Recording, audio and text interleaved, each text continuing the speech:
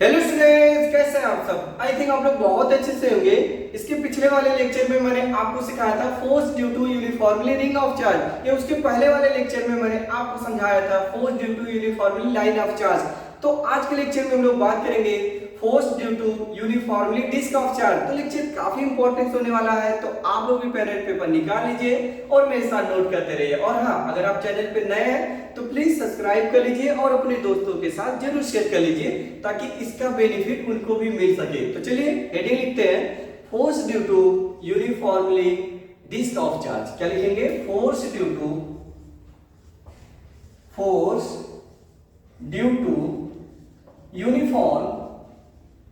Uniform disc of charge. तो देखो यहाँ पे अगर हम लोग बात करें पॉइंट चार्ज की बात हम लोग नहीं करने वाले हैं, ये एक्सटेंडेड चार्ज की बात करोगे, कंटिन्यूस चार्ज की बात करेंगे। तो Coulomb's law only and only valid for point charge. तो आपको पता है force between two point charge क्या होता है, 1/4 pi epsilon naught q1 q2 divided by r²। तो कूलॉम्स ने जो फार्मूला डिराइव किया क्या था बेटा? F is equal to 1/4 pi epsilon naught q1 q2 divided by r²। ये कूलॉम्स ने फार्मूला डिराइव किया था किसके लिए? पॉइंट चार्ज के लिए। तो अगर टू पॉइंट चार्ज प्लेस है एट अ डिस्टेंस r, तो उनके बिटवीन फोर्स लगता है, चाहे अट्रैक्शन हो या रिपल्शन हो, तो नेचर ऑफ चार्ज पे डिपेंड करेगा। तो उसकी वैल्यू जो आती थी ये आती थी F is equal to 1/4 pi epsilon naught q1 q2 divided by r²। Where 1/4 pi epsilon naught की वैल्यू कितना होता बोल दो आप? 9 × 10⁹ न्यूटन मीटर स्क्वायर पर कूलॉम स्क्वायर। ये सब आपको पता है यार, जो स्टार्ट करता है उसको पता होता है ये चीजें, तो ये आपको याद है। तो यहाँ पे हम डायरेक्ट फार्मूला नहीं लगा सकते, तो हम लोग को क्या करना होता है, छोटे छोटे पार्ट्स में ब्रेक करना होता है, उस पार्ट की वजह से फाइंड करते हैं, देन इंटीग्रेट करके हम टोटल जो ऑब्जेक्ट होता है उसकी वजह से पता कर लेते हैं, राइट। तो देखो यहाँ पे आपको क्या करना है, सबसे पहले तो डिस्क ही बना लो। क्या बनाएंगे बेटा? डिस्क। तो देखो डिस्क हम यहाँ पे बनाते हैं, ध्यान से समझना। मान लीजिए हमने ये ऐसा डिस्क बनाया, ध्यान से समझिएगा। डायग्राम मस्ट है, डायग्राम बनाना बहुत जरूरी है बेटा, डायग्राम से बहुत सारी चीजें क्लियर हो जाती है। तो ये मान लीजिए हमने डिस्क माना, डायग्राम बना लीजिए साथ साथ ताकि टाइम सेव हो जाए आप लोग का। तो ये हमने माना, यहाँ भी थोड़ा हाईलाइट कर लीजिए, इसकी थिकनेस बढ़ा दीजिए कि आपको देखने में लगे कि डिस्क ही है। ये ऐसा, ये देखिए ये ऐसा हमने माना और इस पे क्या किया उसने? चार्ज रख दिया। कितना चार्ज रखा? +q। ये देखिए इस डिस्क पे चार्ज है बेटा +q।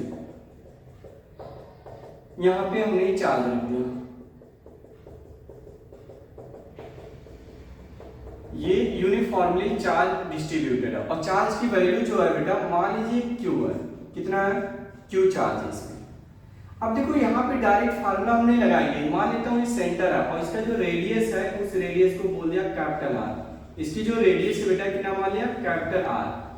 और यहाँ से एक चार्ज रखा, पॉइंट चार्ज रखा, यहाँ पे रखा, कितना? +q0।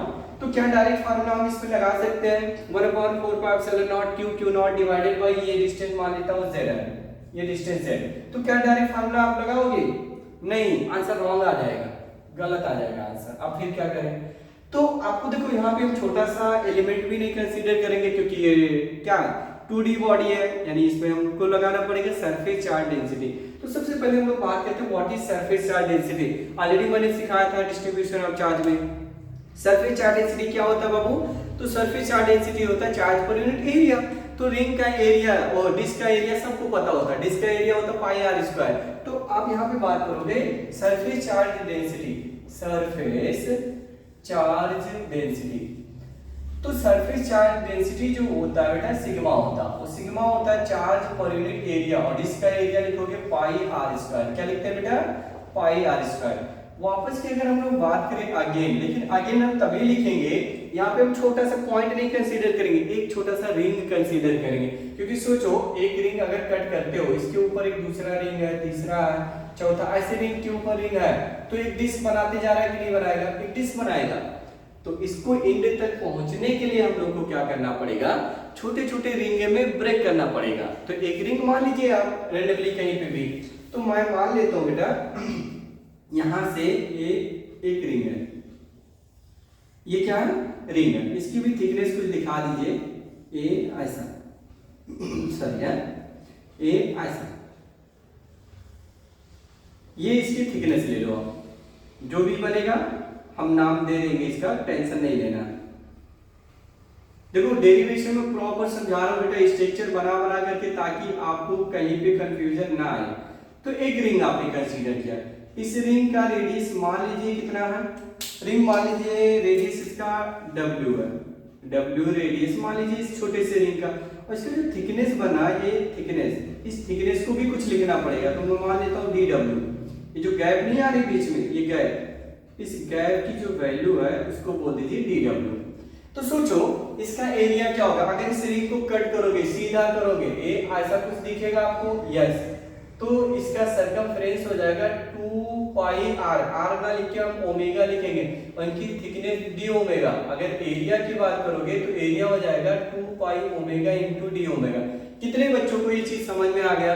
आप देखो इस रिंग को कट करके सीधा करोगे, इस पेन को करोगे, तो इस सरकमफ्रेंस वो छोटे से रिंग का होगा 2 पाई r, तो यहाँ पे W माना रेडियस, तो W हो जाएगा, इनको इससे थिकनेस से मल्टीप्लाई करोगे तो इसका एरिया पता चल जाएगा, समझा ना?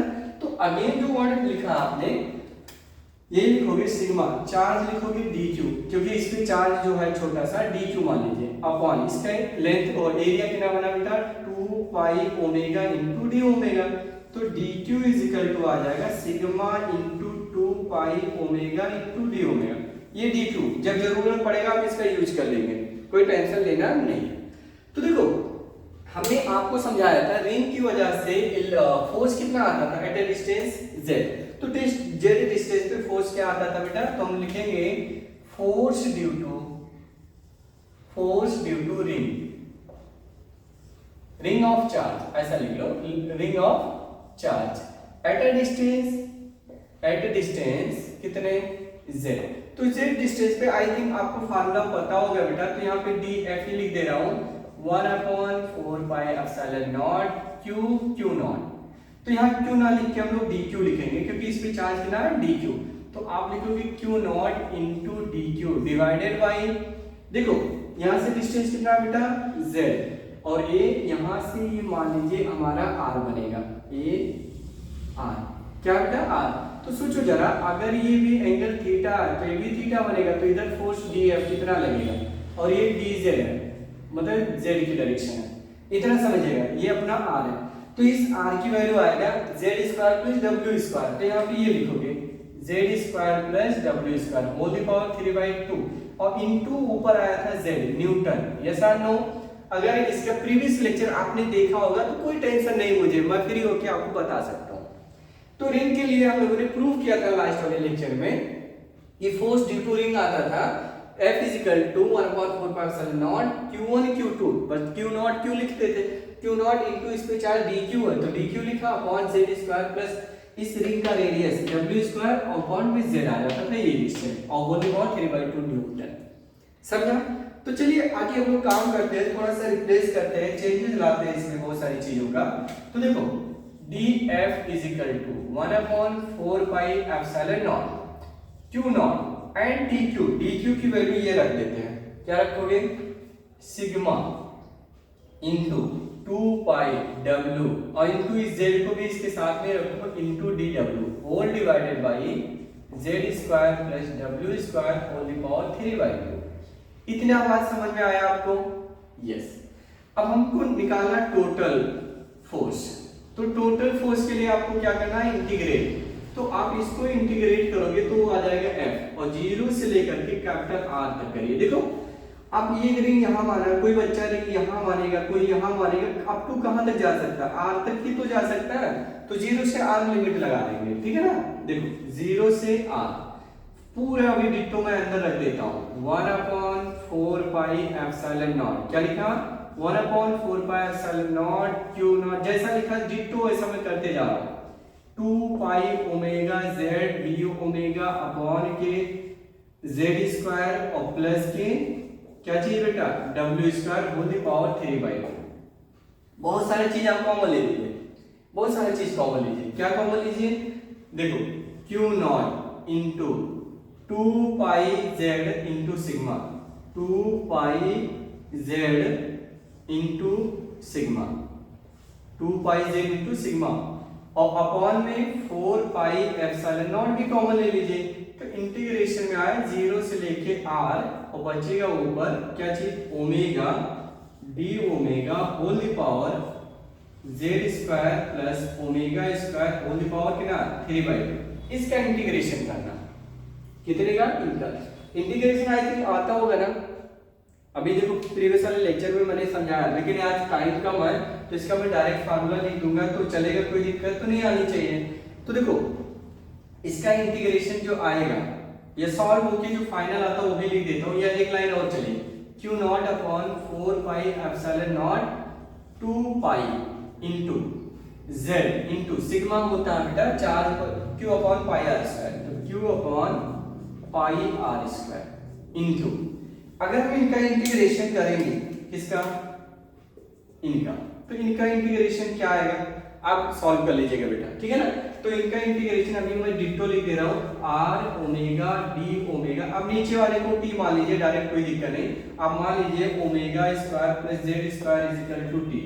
तो आप जब सॉल्व करोगे तो वही आएगा, है ना, सॉल्व कर लीजिए। तो आसान डेरिवेशन और इंटीग्रेशन कोई टफ नहीं है, अगर नीड रहेगा तो मैं कर दूंगा बेटा, है ना, बट नीड मुझे तो नहीं लग रहा। तो जब फाइनली हम लोग सॉल्व करते हैं तो f की जो वैल्यू आती है ये आता है बेटा, मैं लिख दे रहा हूँ बुक से, 1/4 pi epsilon naught 1/4 pi epsilon not 2 q naught into q divided by r square, और ब्रैकेट में आ जाएगा 1 माइनस, ध्यान से सुनिए फार्मूला हम लिखेंगे 1/4 pi epsilon not 2 q naught q upon r square, और ब्रैकेट में रहेगा 1 minus z upon under root क्या चीज, z square plus omega square, omega ने लिखे आर स्क्वायर लिख दीजिए, क्या लिखे, आर स्क्वायर, तो z square plus r square, ये मेन फार्मूला आया बेटा, ये मेन फार्मूला, ये आपको लर्न करके रखना है। तो ड्यू टू दिस की वजह से एक सिंपल सा फार्मूला आया आपके सामने, f is equal to 1/4 pi epsilon not 2 q naught q divided by r square, bracket में 1 minus z upon under root z square plus r square, ये सिंपलेस्ट फार्मूला है, ये आप मेमोराइज कर सकते हो, ऐसा कोई टफ नहीं है। अगर इसको मोर देन 3-4 टाइम्स आप लिखते हो, विद न्यूमेरिकल प्रैक्टिस करते हो तो डेफिनेटली आपको समझ में आ जाएगा। अब इनका नॉर्मल इंटीग्रेशन आप कर लीजिएगा बेटा, अगर आप इसको करते हो क्या लिखेंगे, 2 आगे आ जाएगा, ओमेगा डी ओमेगा कांस्टेंट हो गया 0 इंटू डी टी, तो आप मुझे बताओ ओमेगा एंड डी ओमेगा की जगह पे क्या लिख सकते हो, डी टी बाई 2, तो यहाँ पे आप रख के सॉल्व करेंगे तो देखो यहाँ पे नीचे आ जाएगा t के पावर 3/2 और इंटू dt/2, सॉल्व करिए r रखिए, आंसर आ जाएगा। तो टफ नहीं है, ऐसा कर सकते हो। अब इसमें आपको एक स्पेशल केस दिखाऊं क्या, अगर हम बहुत दूर चले जा रहे हैं यानी z की वैल्यू r से बहुत ज्यादा है तो क्या होगा, ये देख लेते हैं, वो भी समझा देता हूं। तो आप ये मान लो कि r मतलब कि z much greater than r, लेकिन प्रॉब्लम है थोड़ा टफ आ रहा है आपके, तो देखो इसके बचने के लिए हम लोग क्या करते हैं, यूजिंग बायनोमियल थ्योरम, पता है ना, binomial theorem, using binomial theorem. तो बायनोमियल थ्योरम आई थिंक पता होगा, अगर 1 प्लस x के पावर n है तो इसको लिखते हैं 1 plus nx plus n minus 1 upon factorial 2 into x square and so on. तो इस फार्मूले के यूज करने जा रहे हैं लोग। तो देखो फार्मूला क्या बनेगा बेटा, f is equal to 1/4 pi epsilon naught 2q naught upon r square है। तो एक काम करता हूं मैं, पहले यहां से z स्क्वायर कॉमन ले लूं, क्या करूं, z स्क्वायर कॉमन, तो 1 माइनस ऑलरेडी ऊपर z था और नीचे से देखो z स्क्वायर है, रूट के अंदर कॉमन लिया z स्क्वायर तो बाहर आया z, तो बाहर आ जाएगा z, इतना समझा। और अंडर रूट में बचेगा 1 plus r square by z square, और उसको ऊपर लेके जा रहे हैं, जब ऊपर लेके जाओगे तो 1 plus r square z square whole the power क्या आएगा बेटा, -1/2। ये कितने बच्चों को समझ में आया, क्योंकि ये चीज डिनोमिनेटर में है बेटा, देखो z square plus r square की पावर हाफ नीचे ऊपर लेके जाओगे तो माइनस हो जाएगा, और मैंने जेड यहाँ से कॉमन करके लिया तो जेड बचेगा, ये जेड और जेड कट जाएगा तो बचेगा I think 1/4 pi epsilon naught 2q not by r square. Formula लगाइए ये वाला। तो देखो जो पावर होता है आगे आता है, तो पावर यहाँ माइनस है, ऑलरेडी यहाँ पे माइनस था। क्या था बेटा? माइनस। ध्यान से समझिएगा, क्या था? माइनस था। तो माइनस अगर है तो फिर क्या आएगा चेंज होके? देखिए कुछ माइनस माइनस प्लस हो जाएगा, तो 2 टाइम्स आ जाएगा। न्यूमरेटर में हम लोग लेके जा रहे हैं, तो न्यूमरेटर में लेके जाएंगे, पावर हाफ हो जाएगा। एक सेकंड चेक करता हूँ। हाँ ठीक है, कोई दिक्कत नहीं। तो देखो इसको जब ऊपर लेके जाओगे तो माइनस माइनस यहाँ क्या हो जाएगा बेटा? प्लस हो जाएगा। तो चलिए लगाते हैं, देखते हैं। 1/2 ब्रैकेट, एक सेकंड, नहीं नहीं नहीं, 1 प्लस नहीं, अच्छा हाँ समझा समझा, यहाँ माइनस है, देखिए गड़बड़ हो रही है, यहाँ पे माइनस है और ब्रैकेट फार्मूला यहाँ हम लोग लगा रहे हैं। तो 1 माइनस पावर हाफ आएगा नीचे, z² एंड सो ऑन, आगे भी आता चला जाएगा, उसको स्किप करो। तो देखो जब ब्रैकेट ओपन करेंगे, ध्यान से समझना, यहाँ हम थोड़ा ऐसा ये कंफ्यूज हो रहे थे क्योंकि ये कैंसिल हो गया, यहाँ हम लोग लगा रहे हैं वैल्यू के लिए, हाँ थोड़ा ध्यान देना। तो देखो आज तो गया बेटा 1/4πε0 2q q0/r²। ब्रैकेट ओपन करोगे तो 1 ये माइनस करेगा 1 और माइनस माइनस प्लस हो जाएगा, हाफ z²/r²। आगे स्किप करो, क्यों? क्योंकि देखो r जो बहुत ज्यादा है, देखो z greater than r, right? तो डिनोमिनेटर में जितना बड़ा होता जाएगा वो तो छोटा होता चला जाएगा वैल्यू, तो हम टेंड्स टू 0 कर देते हैं, नेगलेक्ट कर देते हैं उसको, ठीक है ना? तो ये और ये कैंसिल हो जाएगा, यहाँ से 2 और 2 भी कैंसिल हो जाएगा। क्या चीज? 2 और 2। और ऊपर एक चीज ध्यान देना, गलती ये कर रहे थे, ऊपर है r², तो यहाँ हो जाएगा r² और नीचे z²। ये याद रखना अच्छे से, ऊपर r², नीचे क्या लिखोगे? z²। समझा ना बाबू? यस। तो चलो देखते हैं फार्मूला क्या चेंज होके आने वाला है। 1/4πε0 2q q0/r² इनटू में r²/2z²। तो देखो r² यहाँ भी है, यहाँ भी है, 2 यहाँ भी है, 2 यहाँ भी, कैंसिल हो गया। तो जो मेन फार्मूला आ रहा है हम लोग का 1/4πε0 q q0 divided by z²। अरे यार ये भी तो पॉइंट चार्ज की तरह दिखने लगा, मजा आ रहा है ना? आसान है, देखो थोड़ा सा टफ मैं मान सकता हूँ, क्यों? क्योंकि मैथ्स का बहुत ज्यादा खेल है, इंटीग्रेशन बहुत तगड़े तगड़े लग रहे हैं भाई, वैल्यू में लगाना पड़ रहा, तो कुछ भी लगाना पड़ा, तो इसीलिए क्लास 11 में मैथ्स पे ज्यादा हम लोग फोकस करते हैं, क्योंकि physics is the language of mathematics. Without knowledge of mathematics it would be much more difficult to understand and explain the law of nature. Physics को समझना टफ हो जाता विदाउट मैथ्स।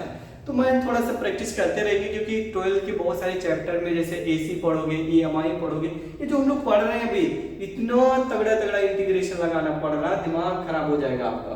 बट मैं हूं ना, टेंशन नहीं लेना, मैं आपको सिखाऊंगा बेटा। अगर आपको लग रहा कि एक्स्ट्रा मुझे नीड है इंटीग्रेशन, तो मेरे वीडियो मैं ऑलरेडी अपलोड करके रखा हूँ, जा करके मैथमेटिकल टूल देख लीजिए, सारी चीजें आपको क्लियर हो जाएगा। तो फार्मूला ये समझ में आ गया बेटा। तो इसके लिए भी फार्मूला आया F = 1/4πε0 q q0/z² और यूनिट ऑफ फोर्स न्यूटन। तो आई होप ये भी आपको समझ में आ गया होगा। इसके बाद में आपको इसी कूलॉम्स लॉ से रिलेटेड कुछ इंपॉर्टेंट क्वेश्चन लाएंगे, एक वीडियो हम आपके इंपॉर्टेंट क्वेश्चन लाएंगे 30 मिनट या 40 मिनट्स में, एटलीस्ट 10 क्वेश्चन मैं आपको समझा दूंगा, ठीक है ना, ताकि आपका कूलॉम्स लॉ परफेक्ट हो जाएगा, बोर्ड्स के लिए, जेईई नीट के लिए, सबके लिए परफेक्ट हो जाएगा। फिर इसके बाद हम स्टार्ट कर लेंगे, नेक्स्ट हेडिंग आएगा हमारा electric field intensity, different condition के लिए अलग अलग फार्मूला में डिराइव करना आपको बताऊंगा बेटा। तो चलिए फिर आज के लिए इतना ही रखते हैं, मिलते हैं नेक्स्ट वीडियो में। बाय बाय, टेक केयर, जय हिंद।